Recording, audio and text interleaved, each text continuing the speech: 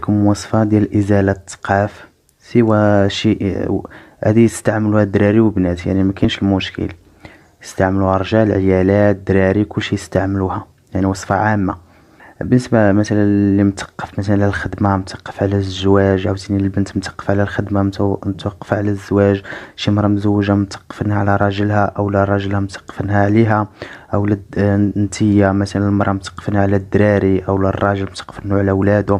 هاد وصفة راه ساهلة، يعني اللي ما بغاش يديرها. اصلا انا كنجيب لكم الوصفات الساهلين، على الا درت لكم وصفات الصعاب ما غاديش تعكزوا عليهم، ما غديروهمش.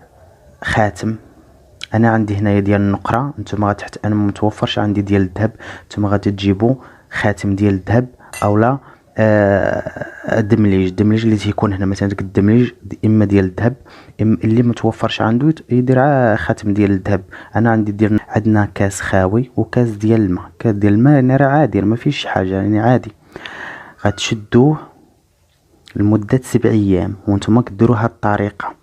غتشدوا الماء وغتكبوه من هاد في الوسط، اما ديال الدمليج اما ديال الخاتم اللي متوفر عندكم. الماء ما يهبطش من هنا، تحاولوا تهبطوه من الوسط، الماء يهبط من الوسط. نقول لكم الوصفه كيف دايره. غتشدوا ديك الخاتم اولا الدمليج وغتخليوه في وسط ديك الكاس اللي كبيتوه من وسطه، وغادي تخليوه يبات الليل كامل، والصباح غادي تنوضوا وغادي ديروه على الريق، تشربوه على الريق لمدة 7 أيام. كذلك اليوم الثاني غتبعوا نفس الطريقة، الثالث الرابع الخامس السادس السابعة غادي تهداو. اهلا وسهلا بكم اخواني واخواتي الافاضل. زي ما انتم شفتوا كده في بداية الوصفة ديت، ان الطريقة بتتعمل ديت لازالة العكوسات بالنسبة للرجال والنساء في تيسير الزواج وفتح باب النصيب وما الى ذلك. يعني بهذه الطريقة تكون كالتالي: انكم بتمر المياه من داخل الخاتم في الإناء الآخر وبيتم شربها، ويتم هذه الطريقة بتستمر عليها لمدة 7 أيام على التوالي. انتبهوا يا أخواني وأخواتي الأفاضل بأن هذه الطريقة ليست من السنة وليست من قبيل المجربات، بل هي من قبيل الأسحار، لأن للأسف الكثير من الأشخاص يقومون بنشر هذه الطرق على أساس أنها من قبيل المجربات أو أشبه بذلك، وهي ليست من المجربات في شيء، بل هي السحر. أتدرون لماذا؟ لأنكم عندما تقومون بعمل هذه الطريقة وتقومون بشرب هذه المياه، فانتبهوا يا إخواني وأخواتي، لأنكم عندما تقومون بعمل هذه الطريقة ربما أن الجن الموكل بهذه الخدمة عند شربكم لهذه المياه تقوموا بشربها، فيدخل الجن الموكل بهذه الخدمة يعني داخل معدتكم حتى يزينكم في أعين الرجال ويحبكم الرجال ويخدع الرجال بكم.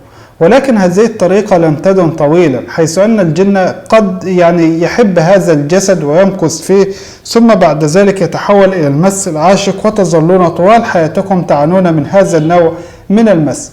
فانتبهوا يا إخواني وأخواتي الأفاضل، إذا أردتم أن يفتح لكم باب النصيب وتيسير الزواج وأن تتزوجوا فعليكم بالدعاء. لذلك نحن ننزل أدعية كثيرة مستجابة في ذلك المجال. ادعوا بما تيسر الله لكم، وإن شاء الله تعالى سوف يستجيب الله لكم. ادعوا بما شئتم، لذلك نحن ننزل أدعية كثيرة مستجابة في هذا المجال، فادعوا وبإذن الله تعالى سوف يستجيب الله لكم. هذه هي الطريقة الصحيحة، لا لأن تقوموا بعمل الأسحار والسحر وما إلى ذلك مما تنقلب عليكم بالأعمال السحرية. بعض الناس يقولون بأنهم يدعون لا يستجيب الله لهم.